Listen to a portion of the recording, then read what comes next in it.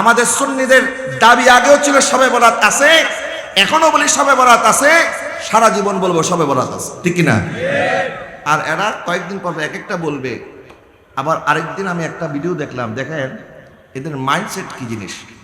বলতেছে যে এই দেশে মানুষ শবে বরাতের রাত্রে দলবদ্ধভাবে যেভাবে মসজিদে আসে, আমরা মানুষকে এই রাতে বুঝিয়ে তাদেরকে যদি আমাদের লাইনে আনতে পারি, দেখেন তাদের ইন্টেনশন কি। আমরা শবে বরাত স্বীকার করি কেন? কারণ এটা কোরআন সুন্নাহর মধ্যে আছে, এটার জন্য, ঠিক কিনা বলেন? এখানে কে আমার দলে আসলো, কে আমার দলে আসলো না, এটা নিয়ে আমাদের কোনো হেডেক নাই, এটা আমাদের দেখার বিষয় না। আল্লাহর বান্দাদেরকে সঠিক গাইডলাইন দেওয়া, এটাই আমাদের উদ্দেশ্য, ঠিক কিনা বলেন? এখন তারা শবে বরাতকে তারা একটা পুঁজি বানাচ্ছে, নিজেদের মজলিসের মধ্যে বলতেছে যে মানুষ যখন এই রাতে ইবাদতের জন্য আসে, তো মানুষকে আর ইবাদত থেকে দূরে না সরাইয়া আসেন আমরা এই রাতে মানুষকে একটু মোটিভেট করি, আমাদের দিকে একটু টানার চেষ্টা করি, এরা যেন আবার আমাদের থেকে ছেড়ে আবার সুন্নিদের দলে গিয়ে যোগ না দিয়ে দেয়। এটার জন্য এখন তারা আস্তে আস্তে শবে বরাতকে স্বীকার করতেছে। তাহলে তাদের স্বীকার করার ভিতরে শয়তানি আছে।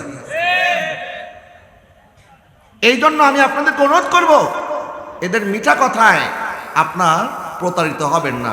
আমার আব্বাজান কেবলা বাকিবুল্লাহ রহমতুল্লাহ একটা কথা বলতেন, নবীর দুশ্মন আছে যত, কথা বলবে মধুর মতো, মিঠা মিঠা কথা বলে, মিঠা মিঠা কথা বলে নিয়ে যাবে ঈমান। আশিক বিনে কে বুঝিবে দয়াল নবীর শান, আশিক বিনে কে বুঝিবে।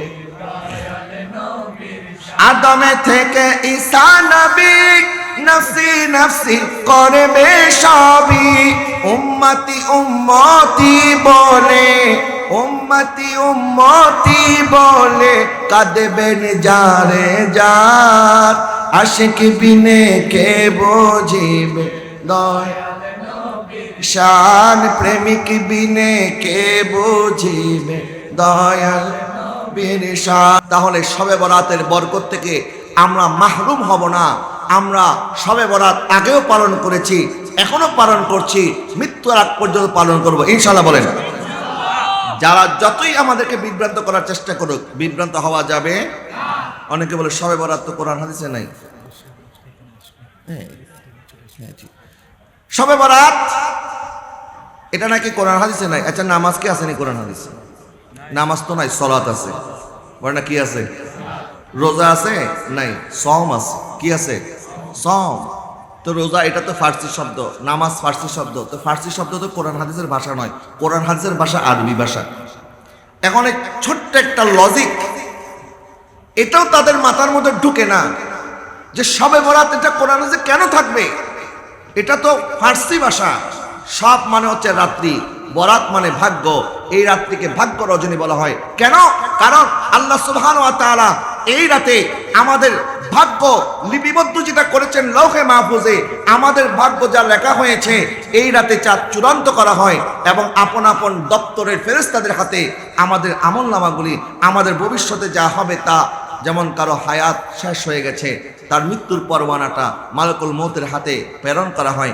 আগামী 1 বছর আমাদের রিজিকের জন্য যা বরাদ্দ আছে, এটা আল্লাহ সুবহানাহু ওয়া তাআলা যে রিজিক প্রাপ্ত, যে ফেরেশতার মাধ্যমে রিজিক দেওয়া হয়, ওই ফেরেশতার হাতে বন্টন করা দেওয়া হয়, ওই ফেরেশতার হাতে সুপর্দ করে দেওয়া হয়। এই জন্য এই রাতকে ভাগ্য রজনী বলা হয়। এই রাতের আরো কয়েকটা নাম আছে। এই রাতের আরেকটি নাম লাইলাতুম মুবারাকা। আল্লাহ পাক এই রাতের ব্যাপারে সত্য করেছেন, ইন্না আনজালনাহু ফি লাইলাতিন মুবারাকা, নিশ্চয় আমি বরকতময় রজনীতে এই কোরআন নাজিল করেছি। সুবহানাল্লাহ বলেন।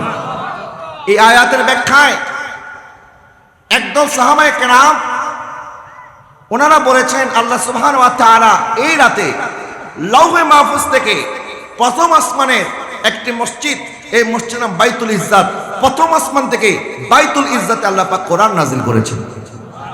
আর লাইলাতুল কদরে এই বাইতুল ইজ্জাত থেকে দুনিয়াতে আল্লাহ পাক কোরআন নাজিল করেছেন। তাহলে বাইতুল ইজ্জত থেকে দুনিয়াতে কোরআন নাজিল হওয়ার কারণে যদি লাইলাতুল কদর দামি হতে পারে, তাহলে লৌহে মাহফুজ থেকে প্রথম আসমানে নাজিল হওয়ার সময় যেই রাত্রে নাজিল হয়েছে শবে বরাতের রাত্রে, এই রাতটাও দামি, এই রাতের মর্যাদা আছে। কথা বলেন না, ঠিক কিনা?